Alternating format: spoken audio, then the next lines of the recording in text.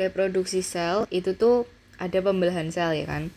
Pembelahan sel tuh ada yang langsung, ada yang tidak langsung. Langsung itu tuh namanya amitosis, tak langsung itu dibagi menjadi mitosis dan meiosis. Mitosis itu tuh terjadi pada sel-sel somatik atau sel-sel tubuh yang sifatnya sama dengan induk. Sifatnya itu diploid atau dua pasang. Kalau meiosis itu terjadi pada sel-sel gamet atau sel kelamin. Sifatnya nanti haploid atau N, jadi satu pasang kromosom aja. Bukan satu pasang, satu kromosom aja. Terus jenis sel multiseluler itu tuh ada sel somatik, sel tubuh, itu tuh semua sel kecuali gamet. Kalau gamet, sel kelamin itu tuh ada ovum dan sperma. Yang pokoknya yang sel buat reproduksi itulah. Uniseluler itu tuh pembelahan dirinya tuh secara amitosis. Jadi amitosis itu pembelahan sel secara langsung, spontan, tanpa lewat tahapan pembelahan sel. Terjadi pada prokariotik seperti bakteri. Amitosis itu tuh sebenarnya juga pembelahan biner, sama aja namanya. Itu tuh menghasilkan sel anak yang identik. Jadi gini, biasa terjadi pada sel tunggal kan. Jadi kayak amitosis itu tuh membelah sel yang lalu dia menghasilkan sel yang sama persis kayak organismenya itu. Tahapannya ini pertama ada replikasi DNA dan elongasi. Di sini ada materi genetik kan.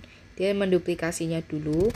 Terus habis itu dinding dan membran sel itu tuh bakal mulai membelah, mulai meliku gini. Terus tuh terbentuk septum. Septum itu tuh artinya sekat dan DNA-nya jadi terpisah. Terus setelah septumnya terbentuk nih, dia tuh bakal resmi berpisah menjadi dua. Itu amitosis tuh sebenarnya simpel kayak gini.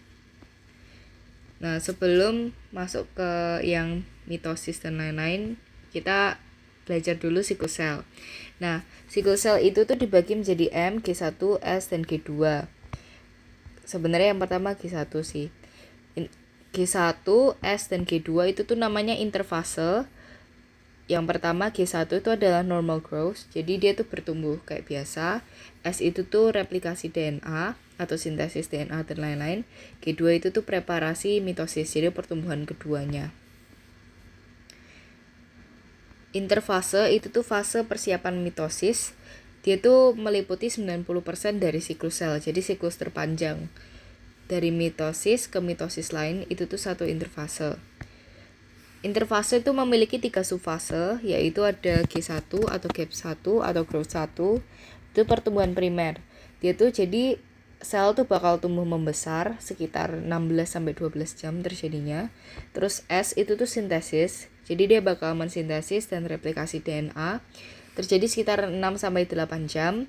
G2 atau gap 2 atau growth 2 itu tuh pertumbuhan sekunder, pertumbuhan lagi dan terbentuk organel-organel sehingga sel siap membelah. Jadi kayak mitokondrianya jadi banyak, badan Golginya jadi banyak, dan lain-lain. Berlangsung selama 3-4 jam. Akhir dari interfase adalah ditandai dengan kromatin sudah terduplikat, sentrosom sudah ada satu pasang. Terus mitosis ini itu tuh ada 4, ada PMAT, ada profase, metafase, anafase, dan telofase. Tujuan dari mitosis ini tuh adalah regenerasi sel dan juga pertumbuhan. Nah, di sini ada emfase. Emfase itu terbagi jadi mitosis dan sitokinesis. Biasa kalau Pak Anggit sih sitokinesis dimasukin sama mitosis ya, sama aja. Bedanya kromatin, kromosom dan kromatid. Kromatin itu tuh benang-benang yang panjang gitu. Kromosom itu tuh yang padat, udah memadat bentuknya X. Kalau kromatid itu setengahnya kromosom. Pertama, profase itu tuh terjadi paling lama, butuh energi paling banyak. Yang terjadi itu pertama, dia tuh benang kromatin bakal terkondensasi jadi kromosom. Nah, setelah kromosom terduplikasi, nukleolus bakal menghilang.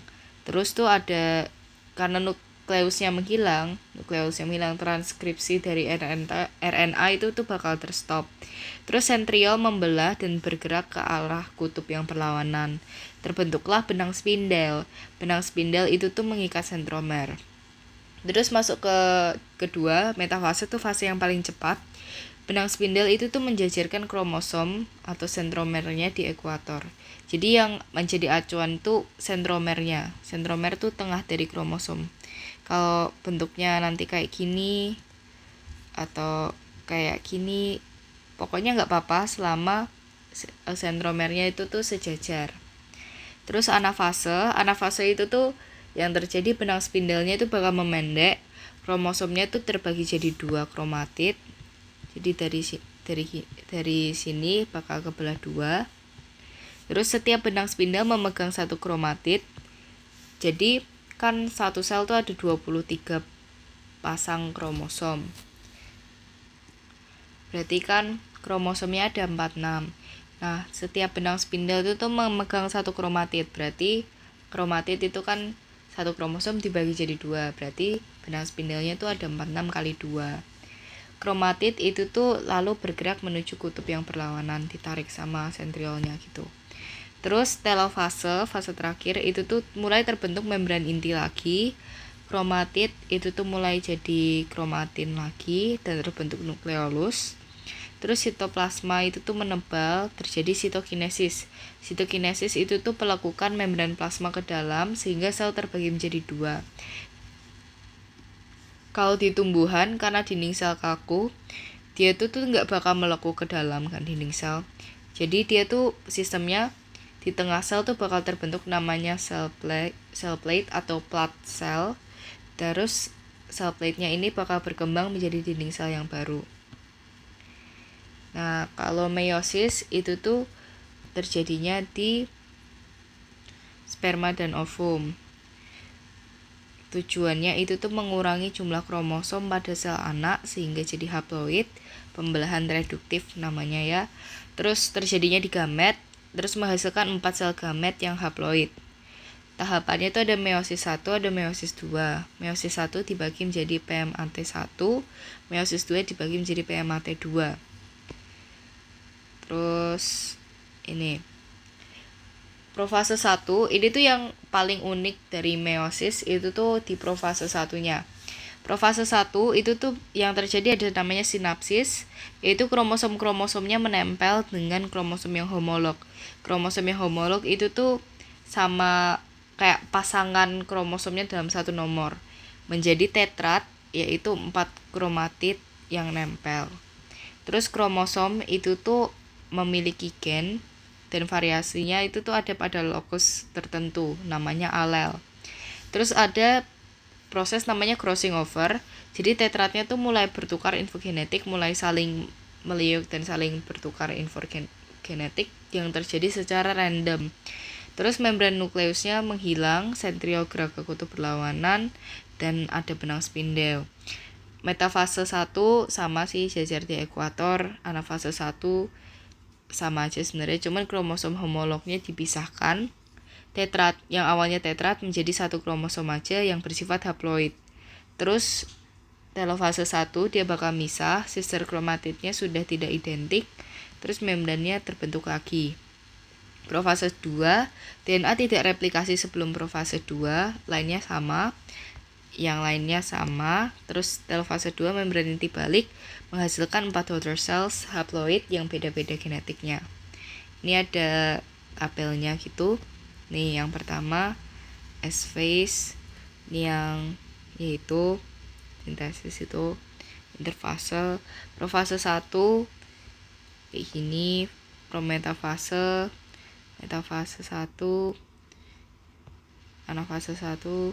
Ini tuh kalau bisa dilihat udah nggak identik sister kromatidnya, telofase dan sitokinesis dan lain-lain. Nih, terus ya ini interfase meiosis 1 menghasilkan kromosom yang homolog.